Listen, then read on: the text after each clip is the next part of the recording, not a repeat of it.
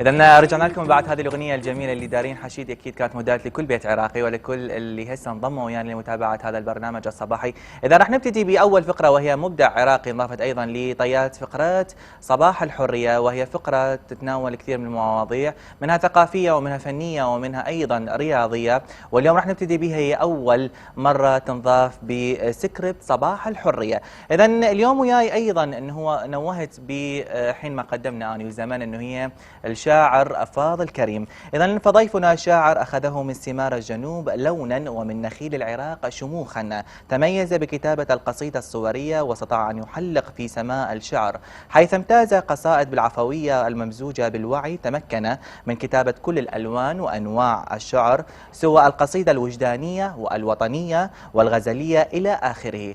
إذن رحبوا وياي أيضا، فباسمي واسمكم أرحب بالشاعر وأيضا الأخ والصديق فاضل كريم. إذن نقول له يسعد صباحك، وأيضا أنت اليوم لابس أبيض وأنا لابس أبيض والورق أبيض. أهلا وسهلا بك، وأتمنى أن أكون خفيف الظل عليكم وعلى المشاهدين الكرام. إذن اليوم إن شاء الله راح يكون لقائنا أنا وياك عن كثب، وإن شاء الله نتكلم بكل صراحة، راح أيضا نسمع عندك قصائد كثيرة. عنود أيضا المشاهد العراقي أنه هو يمكن يسمع فاضل كريم، وأنت يمكن صار لك فترة أنه يمكن مظاهر على الساحة الشعرية اللي موجودة، وربما أيضا لقاءاتك تكون قليلة حسب ما سولفنا قبل البرنامج. إذن فاضل، خلينا نحكي عن بداياتك، كيف بدأ فاضل كريم الشعر، ومن ثم نتطرق للأسئلة الباقية. طبعا أنا بالبداية أشكركم على هذه الاستضافة، وأتمنى أن أكون خفيف الظل عليكم وعلى المشاهدين الكرام. أنا من الشعراء المحظوظين جدا، على اعتبار أنا ابن منطقة كاظم إسماعيل قاطع، هذا الجبل الأشم من الشعر والبلاغة.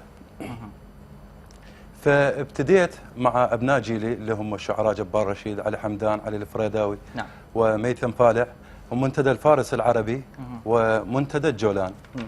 وطبعا قلت لك أنا ترعرعت قصائدي على إيد كاظم، حتى لا زلت لحد هذه اللحظة بأنه لما أكتب قصيدة أتصل بكاظم إسماعيل، واتصالت تقريبا الجمعة الفاتت اتصلت بي وسمعته آخر ما كتبت.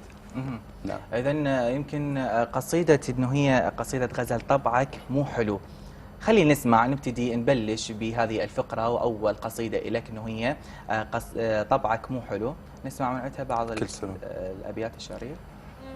طبعك مو حلو وتحبك أنت الناس، هم قل لي حبيبي الشايلش عندك، إذا خرزة شلت بزنودك الحلوات أنا أحسد الخرزة الغافية بزندك، وإذا عندك بخت حقه يصير وياك، مبخوت البخت شي نايم بسدك، لا مثلك قمر لا نجم يضوب ليل، لا حلوة الحلايا ناعم بقدك، لا مثلك عطر لا ورد لا ريحان، ويا شامت تجيب الشامل بخدك، لا تعلم جفوف تكضك من الزيج، تراهم سودنا وما تقبل تهدك، وي قلب التكشمر قلت له راح انساك، فزل على حيله وقال لش حدك، وشنه اللي يسوى حتى يكتلك التفكير، تعال بحضن نام وسولف همومك، اسوي الدنيا سكته وحتى انت تنام اسكت قلب اخاف يقلقك بنومك، صدقني اذا حسباتك انت نجوم اصير لك صبح وامسحن نجومك،